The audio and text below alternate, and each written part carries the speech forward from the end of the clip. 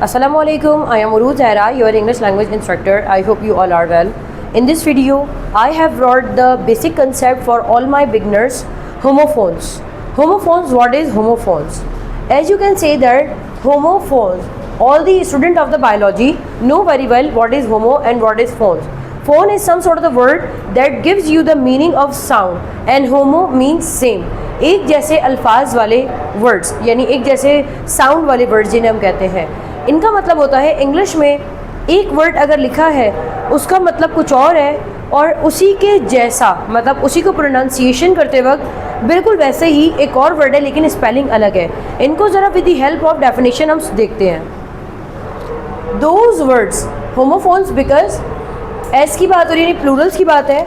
Those words वो अल्फाज who have same, अब उनके साथ क्या है, उनके पास सेम क्या आ रही है, प्रोनाउंसिएशन. उनके पास प्रोनाउंसिएशन यानी अदायगी, उनका बोलने का अंदाज़, उनका लहजा, उनकी आवाज़ एक जैसी है. All the words who have the same pronunciation but with different spelling and verbs, जिनमें डिफरेंट या तो वो वर्ब होते हैं या उनमें डिफरेंट स्पेलिंग होती है. अगर मैं आपसे अल्फाज कुछ बदल के बात करूं, ऐसे अल्फाज जिनको अगर आप बोलें तो वो एक जैसे लग रहे हैं. फॉर एग्जाम्पल राइट, हम किसी से कहते हैं ना कि यू आर राइट, तो वो भी राइट और लिखने वाला भी राइट, तो दिखने में तो अलग लगेंगे लेकिन बोलते वक्त ये एक जैसे लगते हैं. डिपेंड करता है सामने वाले लिसनर पर कि हम किस कॉन्टेक्स्ट में ये बोल रहे हैं और वो उसको कैसे एज्यूम कर रहा है. मिसाल के तौर पर आप वन बाय वन इसको यहाँ देखते रहिए. Stationery and second word is also stationery. ये भी स्टेशनरी है और ये भी स्टेशनरी है. फ़र्क यहाँ पर सिर्फ एक ई का है और यहाँ पर ए का है. स्टूडेंट इसको समझने के लिए ज़रा देखिएगा. बेजान चीज़ें जब हरकत करती हैं, बेजान चीज़ें अगर हम कहते हैं तो हम उनको मूवमेंट भी कह सकते हैं, रोटेशन भी कह सकते हैं. आपने अक्सर सुना होगा स्टेशनरी शॉप. स्टेशनरी शॉप जो है वो ई वाला जो होता है इसको कहा जाता है स्टेशनरी. आपका पेन, पेंसिल, बुक्स, यूनिफॉर्म वगैरह जिस शॉप पे मिलता है उसको स्टेशनरी शॉप कहते हैं. लेकिन ये वाला स्टेशनरी कौन सा है, इसको डिस्कस करते हैं.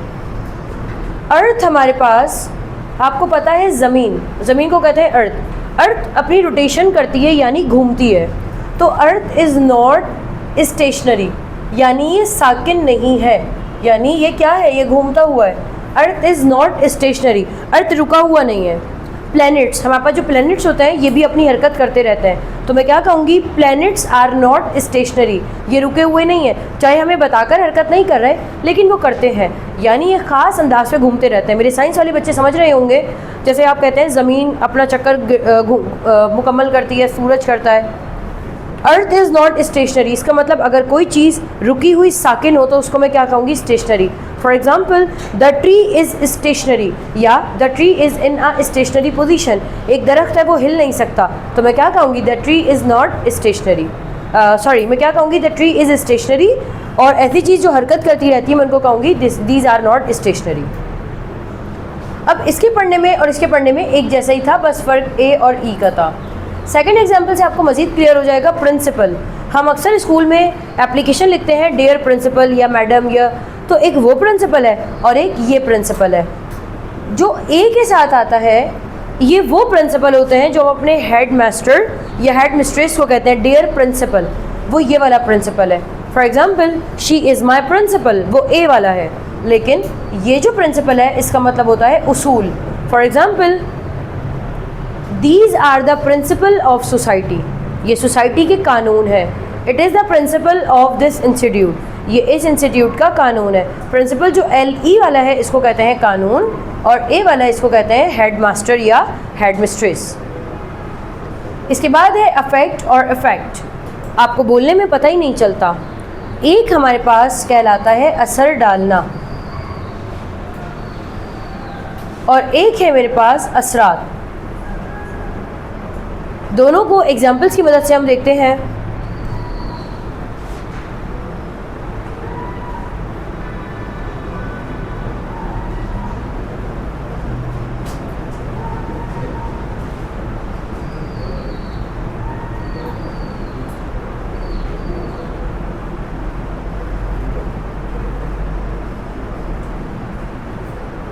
स्टूडेंट्स आपने यहाँ पर दोनों सेंटेंसेस को देखना है. मेडिसिन्स, मेडिसिन्स का मतलब क्या होता है? दवाएं, बहुत सारी दवाएं जो होती हैं। अब प्लूरल है ना, तो प्रेजेंट सिंपल का रूल क्या कहता है कि एस नहीं लगेगा।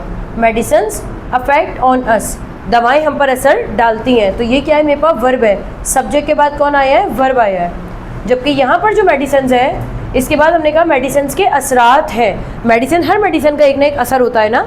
एक हमारे पास पैराडोल है, उसका एक अलग असर है, दूसरों का अलग होगा।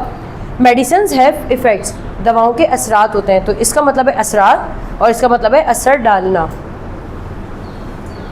दे आर हम जब ऐसे लिखते हैं, दे आर वो लोग, दे आर, तो इनको शॉर्ट करके हम क्या लिखते हैं? दे के बाद ऊपर ऐसे अपोस्ट्रोफी आ जाता है और are, they are, they are. इसे पढ़ने में क्या लगता है? They are. फॉर एग्जाम्पल, वो लोग मेरे दोस्त हैं, दे आर माई फ्रेंड्स, या दे आर माई फ्रेंड्स। तो इसको कॉन्ट्रैक्ट करके हम क्या कर देते हैं? देयर।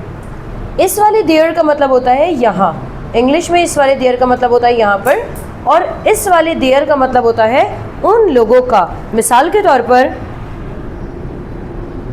जैसे मैं कहती हूँ कि ये मेरा पेन है, इट इज़ माई पेन, तो ये मेरा है। लेकिन अगर मैं कहूँ कि ये उन लोगों का पेन है, तो यहाँ क्या हो जाएगा? It is their pen, there. और कौन सा वाला देयर हो जाएगा? ये वाला, इट इज़ देयर पेन। अच्छा, यहाँ वाले जो देयर का मतलब है, यहाँ पर मैंने कहा यहाँ पर 5 स्टूडेंट्स हैं, there are 5 students, there are, तो इसका मतलब क्या हो गया यहाँ पर? जबकि इसका मतलब हो गया उन लोगों का। इसके बाद आसान है, एयर। अब देखें, ये भी एयर है और ये भी एयर है। इसको हम हवा कहते हैं, और ये हमारे पास कान है। तो मेरा नहीं ख्याल कि आपको इसको कोई सेंटेंस बनाने की ज़रूरत है। सन, इसका मतलब होता है बेटा, और ये वाला सन जो है इसको हम कहते हैं सूरज। राइट का मतलब होता है सीधा या सही। इस वाले राइट का मतलब होता है लिखना। वेट, इंतज़ार करना। इस वाले वेट का मतलब होता है वज़न। फेयर, हम कहते हैं ना, इट इज़ नॉट फेयर, ये इंसाफ नहीं है, ये सही नहीं है। फेयर, इंसाफ। और इसका मतलब होता है किराया। किराया कौन सा वाला किराया? यानी रेंट नहीं है ये वो वाला किराया है। जैसे आप कहीं गाड़ी में कहीं जा रहे हैं, जैसे आपने कहीं बाइकें वगैरह की है, तो उसका जो किराया बनेगा उसको हम कहते हैं फेयर, वो भी फेयर कहलाता है। How much fair do you charge, आप कितना फेयर चार्ज करते हो, कितना किराया चार्ज करते हो। And the last one is flower. इसको फ्लावर नहीं पढ़ते, इसको भी फ्लावर पढ़ते हैं और इसको भी फ्लावर पढ़ते हैं। इसका मतलब होता है आटा, जो हम आटा वगैरह खाते हैं इसको हम आटा कहते हैं, और इसका मतलब होता है फूल। ये बहुत ही बेसिक कंसेप्ट था, मेरा नहीं ख्याल कि इसमें हमें मज़ीद वजाहत की ज़रूरत है। सिर्फ आपके लिए 3 नए अल्फाज थे, स्टेशनरी, प्रिंसिपल एंड अफेक्ट। इसके साथ हमारा प्रीवियस ही लेसन था। अगर आपका कोई सवाल है तो कमेंट सेक्शन में पूछिएगा, और मुझे इजाज़त दें, आपसे फिर मुलाकात होगी एक नई वीडियो में। अपना ख्याल रखिएगा। अल्लाह हाफ़िज़।